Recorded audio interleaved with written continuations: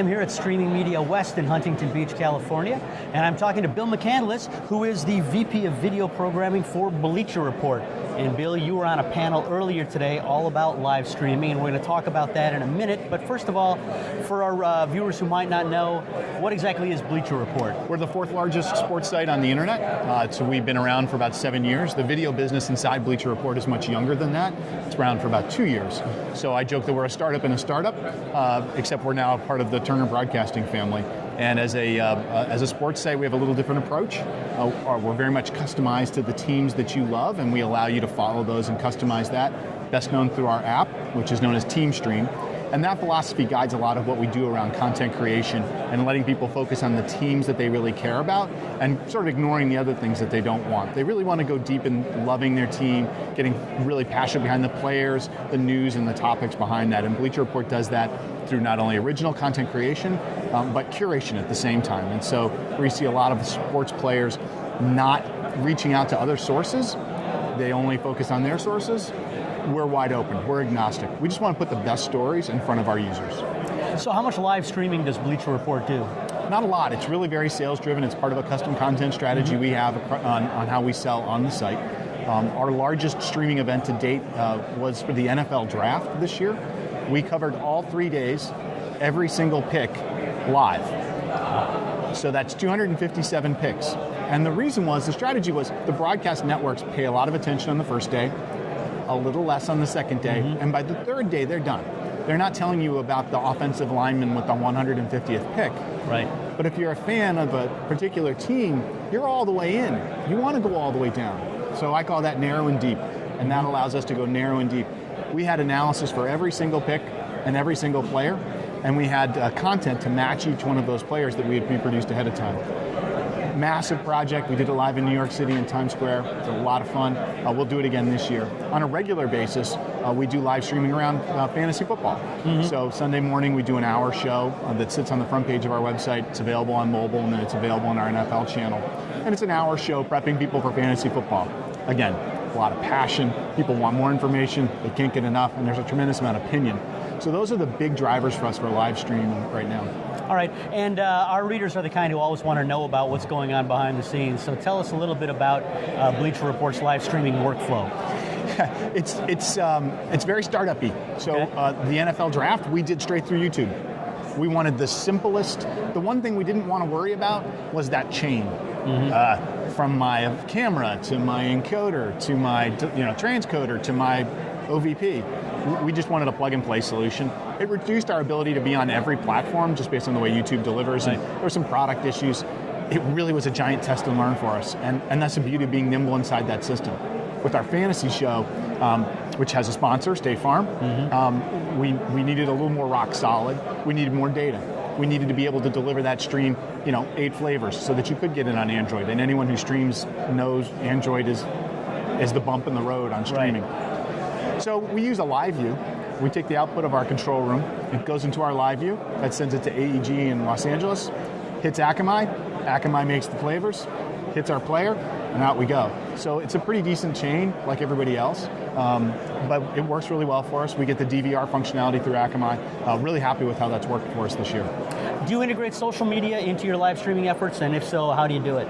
Social media is such an enormous part of sports. It's how people talk to each other. It's how they listen to other people having conversations, and how they follow athletes. So social really sits across everything that we do. We're an extremely social company. We have very large followings that are very active within those spaces. So what we do within social media is it really kind of plugs into our overall strategy in social media. There's a ton of fantasy questions that go on in our main draft channel, and so, in our main football channel. So on Sundays, we're activating that. Hey, if you have questions, use this hashtag. Tweet us back these questions. And then our talent, who have large followings of their own, they're doing the same. So we're really sending those signals out to get back that information. We use it as a content driver, and it really kind of validates where you are. Particularly when there's news. Fantasy is one of those things. If a player is sitting out at 12 o'clock on noon and you don't know if he's going to be available for your team, there's this huge commotion that goes on in social that you can tap right into that tells you right away, you need to be talking about this guy, but in relation to these other guys, and how do those come together? As a producer and as content creators for our talent, it's great. It's awesome signal. They can go right at it. They eliminate all the noise. we don't think about laying it into the player or how it sits on the page. It's content to us. It's a way of contacting our audience, and it's a way for our audience to contact us. Right. Now on this panel you spoke on earlier today, you mentioned before the cameras rolled that everyone on the panel, no matter how big the company, said you're all running into the same pinch points when it comes to live streaming. No matter how many zeros you throw at the problem, like you told me. What are those pinch points that people are running into? So it's funny. So next to me was the head of Yahoo Streaming, who last night had done the Hunger Games movie premiere. And he had a satellite truck, and he had this, and he's sending it over there and over there.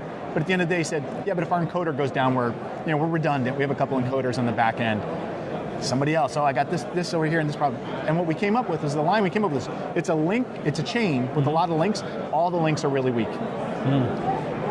Hardware, software encoder, that's really the bump in the road for pretty much everybody right now. You can come up with a really great reason to go hardware. I can come up with a great reason to say, yeah, but you need to have a guy. They have to be full-time, they have to be on-site, and suddenly you're building out a physical facility. Anybody want to do that? Yahoo did it. Okay, that makes sense. Right. You bought broadcast, back in the dark ages, you bought Cuban's joint, so you already have that. Yeah. I'm starting out. I'm in for a year and a half now. When we start looking at encoders, you have to talk me out of being in the cloud or go software. And they'll tell, well, there's a problem. I'm like, yeah, but the guy who has to come tune my encoder and deal with the problem, that's just another problem. So I really feel like encoding is the problem right now.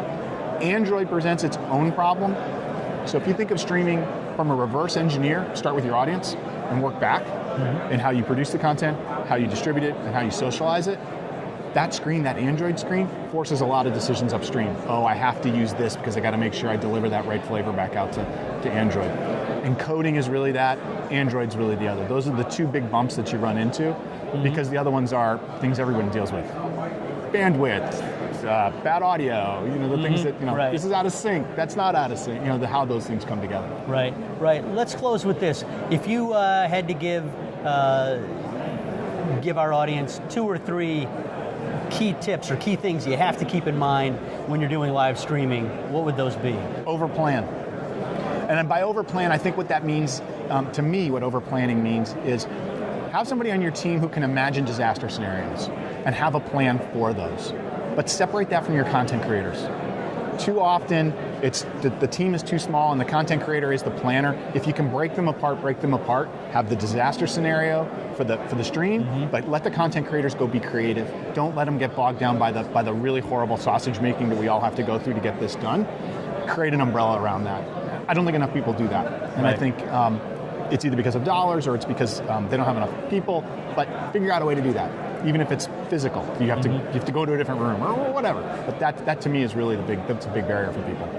Great point. Thanks again, Bill. I've been talking to Bill McCandless from Bleacher Report. If you're a sports fan, you're surely already familiar with Bleacher Report. If you're not familiar, check it out.